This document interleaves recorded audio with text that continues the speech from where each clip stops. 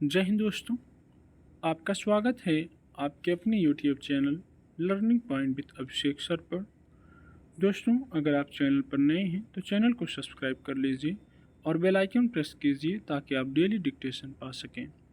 Dictation अच्छे लगे तो वीडियो को लाइक कर दीजिए, अपने दोस्तों को शेयर कर दीजिए और कमेंट करके हमें बताइए कि आपको ये डिक्टेशन कैसा लगा। डिक्टेशन शुरू होगी 5 सेकंड बाद।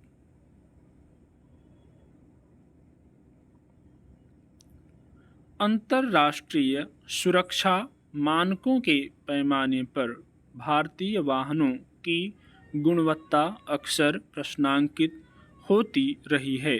जब भी कोई बड़ा सड़क हादसा होता है तो इस विषय पर चर्चा होती है। फिर जैसा चल रहा है वैसा ही चलता रहता है। मगर अब सरकार ने कारों में सुरक्षा मानकों को लेकर सख्ती बरतने का मन बना लिया है। इसके लिए नई कार मूल्यांकन कार्यक्रम यानी NCAP लागू किया गया है। इस कदम का सभी भारतीय कार उत्पादक कंपनियों ने स्वागत किया है। माना जा रहा है कि इससे सुरक्षित कारों के उत्पादन को प्रोत्साहन मिलेगा। यह न केवल भारतीय उपभोक्ता की दृष्टि से बल्कि निर्यात की दृष्टि से भी लाभकारी कदम साबित हो सकता है। भारतीय कारें न केवल अपने देश में बिकती हैं बल्कि बड़े पैमाने पर दूसरे देशों में भी इन्हें भेजा जाता है। ऐसे में भारतीय कारें अगर अंतर्राष्ट्रीय सुरक्षा मानकों पर खरी उतरती हैं तो विदेशी कंपनियों की कारों से भी प्रतिस्पर्धा कर सकती हैं। सड़क दुर्घटनाओं में होने वाली मौतों के मामले में भारत दुनिया में सबसे जोखिम वाला देश है। ऐसे में सड़क दुर्घटनाओं में मौतों पर भी काबू पाने में मदद मिलेगी। मगर देखना है कि भारतीय कंपनियां सुरक्षा मानकों का कितना पालन करती हैं। हालांकि भारत में अब कई विदेशी कार निर्माता कंपनियों ने अपना कारोबार फैला लिया है।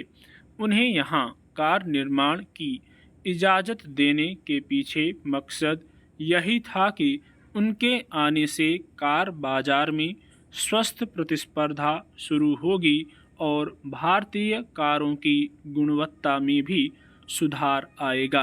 मगर विदेशी कंपनियों ने भी कई मामलों में बाजार के वही नुस्खे आजमाने शुरू कर दिए जो भारतीय कार निर्माता कंपनियां आजमाती आ रही हैं। दरअसल कार खरीदने में भारतीय उपभोक्ता की मानसिकता एक बड़ा कारण है, जिसके चलते कार निर्माता कंपनियों ने सुरक्षा मानकों को नज़रअंदाज करना शुरू कर दिया। ज़्यादातर भारतीय उपभोक्ता कार या तो इस मानसिकता से खरीदता है कि उसे कहीं आने जाने में आसानी होगी या फिर अपनी हैसियत प्रदर्शित करने की मानसिकता से खरीदता है।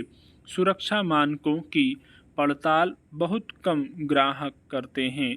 फिर कंपनियां भारतीय उपभोक्ता की क्रय शक्ति का आकलन करती हैं और विभिन्न आय वर्ग को ध्यान में रखकर कारें बनाती हैं।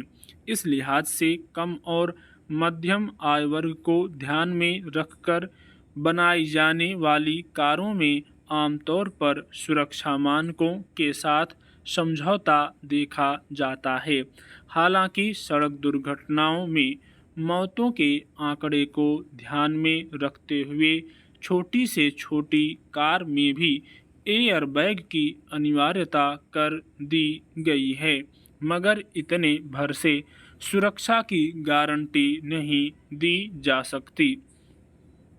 निस्संदेह भारतीय कार बाजार में प्रतिस्पर्धा बढ़ी है, कारों की खरीदारी भी बढ़ी है। सड़कें तेज रफ्तार गाड़ियों के अनुकूल बनने लगी हैं, मगर सड़क हादसों पर लगाम लगा पाना बड़ी चुनौती है।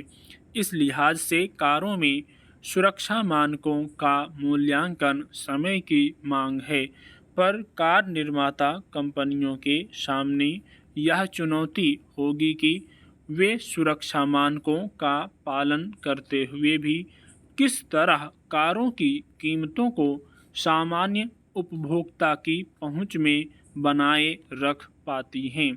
एयरबैग जैसे कुछ सुरक्षा सुविधाओं की अनिवार्यता लागू होने के बाद पिछले कुछ सालों में छोटी कारों की कीमतें भी एकदम से ऊपर चली गईं। स्टॉप।